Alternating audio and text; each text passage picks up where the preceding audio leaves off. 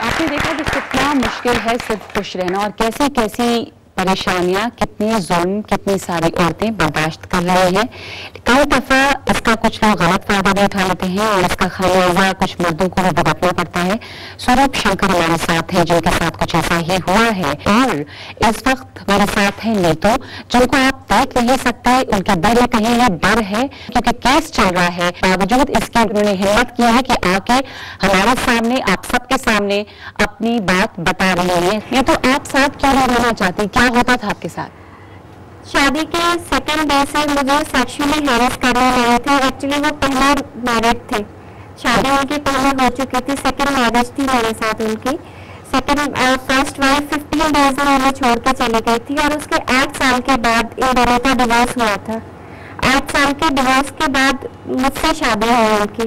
ये बात शायद मेरे पेरेंट्स को पता था, लेकिन मुझे ये बात मालूम नहीं थी शादी से पहले।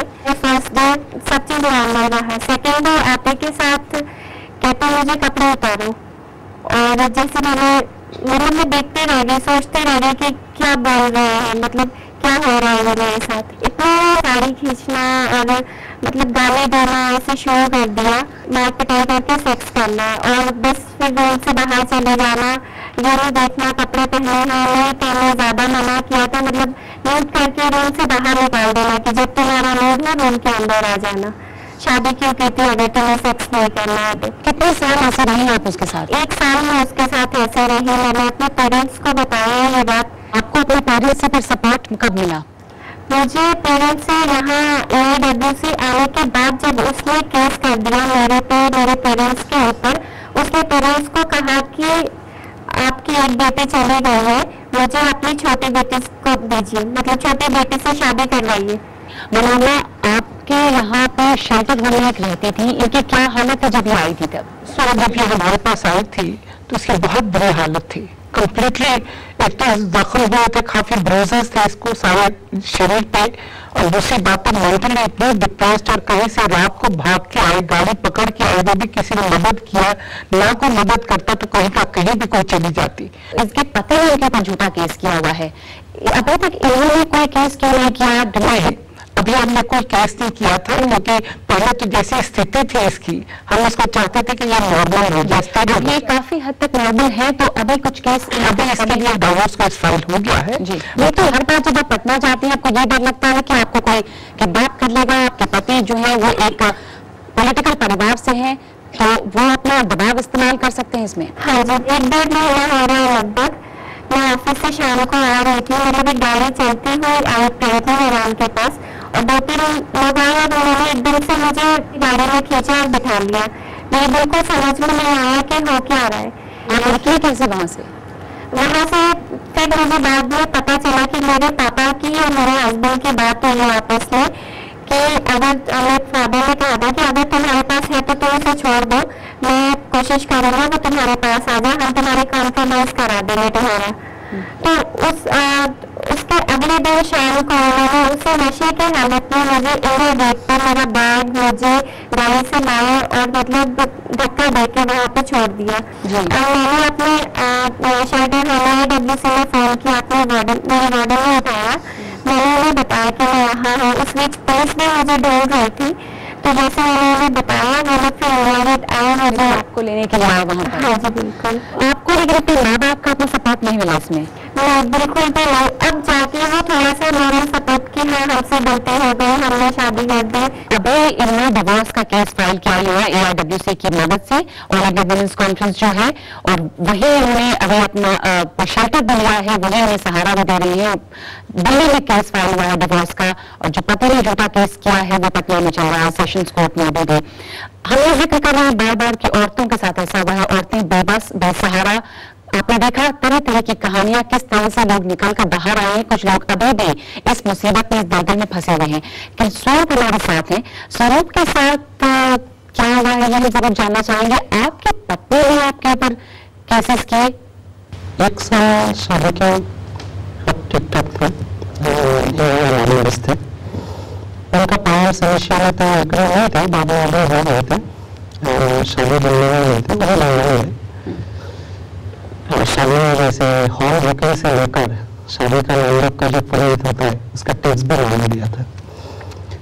1 साल के बाद उसका सिस्टर का जो मैरिज फिक्स हुआ, उस टाइम मेरा वाइफ प्रेगनेंट थी, तो उन्होंने मेरे को मैरिज पे नहीं बुलाए थे और कुछ पैसे मांगे थे, जो पैसा मांगा उनको नहीं दे पाया था। ये मेरा बड़ा गलती हो गया। जो उसका है, सपोज आपका वाइफ आपसे 1000 रुपया मांगे है, आपने उसको 800 रुपया दिया है, फॉर्मेलिटी होता है उसके लिए। और मेरा एक बड़ा आदत था, हो सकता है अभी हो जाए, मेरे को कभी गुस्सा आ जाता मैं चुप बैठ जाता, कोई बात नहीं करते थे। अभी एज पर जो एलिगेशंस है उसमें वो भी मेंटल कम्युनिटी है जो बात नहीं करते। तो मैंने प्रूव किया, मेरा बैंक स्टेटमेंट दिखाता है शादी के बाद उनका पिताजी बाय चेक मेरे से पैसा लिए है। तो मैं जानना चाहती हूँ कि आखिर आपकी पत्नी को शिकायत क्या थी, क्यों आपके ऊपर उसने केस किए और क्या केस किए? केस मेरा फादर इन लॉ ने किया है। अच्छा। उनका खाली एक ही मकसद है, उनको डाइवोर्स कराना है और एक मोटी रकम लेना है। अभी 25 लाख रुपया। क्या वो खुश नहीं थे आपकी शादी से? कौन चाहते थे आपके फादर इन लॉ? हाँ, कि उनको चाहिए था ये सौरभ सरकार हमारे लिए एक ATM मशीन है। ऐसे कोई एलिगेशन तो कुछ देखा नहीं, आपने जो लोगों ने बताया है, और इतना कुछ होने के बाद भी मैंने देखा क्रिमिनल केस क्या है। मेरा फरमान तो जितना एलिगेशन लगा सकते हैं ऐसे, और जजमेंट दिया है, आप देखेंगे। उसके बाद जब मैं पुलिस का पास गए, उसके बाद कोर्ट में केस आया, मेरा काउंट और सब फाइल किया। जैसे उन्होंने बोलता है मैं खाना नहीं खिलाता हूँ, और मेरा पास एटलीस्ट 200 फोटोग्राफ है, होटल ताज से लेकर होटल न्यू मेरिडियन दोनों खाना खा रहे। उसके बाद बोलता है मेरे को बाहर जाने नहीं देते हैं, मेरा ढंग का कपड़ा नहीं पहनने देते हैं। ये सब आपके खिलाफ शिकायत करें, खाना नहीं देते, कपड़ा नहीं देते, मैदानी की पूरा दबाकर आपके ऊपर केसेस किया है। उसके बाद मैं खाली एक ही अर्जी लगाया था हर जगह पे। मैंने बोला ठीक है सर, जो है कोई बात नहीं, वो जितना होना चाहते हैं खुश रहे, कोई बात नहीं, पैसा कोई बात नहीं, जितना कमाना, मेरा सेकंड बच्चा कुछ नहीं होना चाहिए। उसके लिए I will be the last person to do anything. President of India के पास गए, जितने भी मीडिया चैनल है आपके पास भी होंगे, सबको अर्जी लगाया। सच बोलो किसी ने मदद नहीं किया। 2 साल के बाद कोर्ट से मेरे को जजमेंट मिलता है, she is not fair in her reply that child sex itself she has not mention. कि बच्चा लड़का है कि लड़की है वो भी नहीं बताया उन्होंने। जिस दिन जजमेंट दिया मुझे प्रिपरेशन कर रहा था, मेरे को गिफ्ट मिलेगा डोमेस्टिक वायलेंस एक्ट।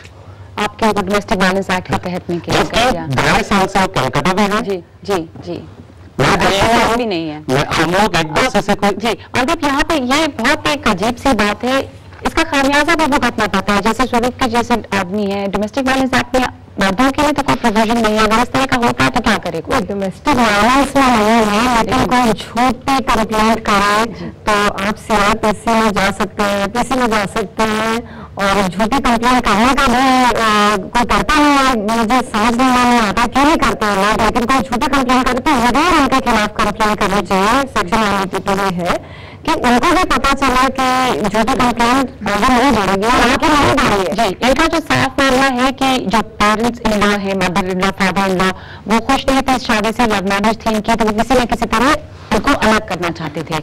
मैं बोलना हमें जस्टिस नहीं चाहिए।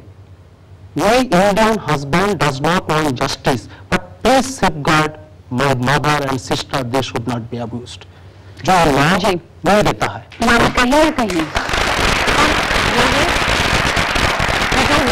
जैसे होने चाहिए थे वैसा नहीं है। रिश्ता में वो गर्मी नहीं है, जो खुशी हम चाहते थे वो नहीं मिल पाई है। हमारा इस कार्यक्रम के जरिए मकसद ये नहीं है कि क्या सही क्या गलत, कौन सही है कौन गलत, हालात ऐसे होते हैं, लेकिन सिर्फ ये संदेश है कि इन लोगों की हिम्मत और जिंदगी जीने का जज्बा देखकर आप जरूर सबक हासिल कीजिए, जिंदगी जिए और नाइंसाफी बर्दाश्त मत कीजिए। खत्म करने के पहले रश्मि से गुजारिश करेंगे कि आपने जो बहुत खूबसूरत कविता लिखी है सपना। मैं वो दुर्गा लक्ष्मी सरस्वती की बेटी से, मैं वो तलगी गंधारी अहिल्याबाई होल्कर और लक्ष्मीबाई के वंश से, सरोजिनी नायडू इंदिरा गांधी की मिट्टी से, मैं भी उनकी शक्ति का एक रूप हूँ जिसने मुझे मेरे अस्तित्व और मेरे आत्मसम्मान को समझने की हिम्मत दी। कभी भी नहीं भूलूंगी कि मैं कौन हूँ, क्या हूँ। कभी फिर नहीं भूलूंगी कि मेरा अस्तित्व क्या है, और किसी औरत को ये बात बोलनी नहीं चाहिए।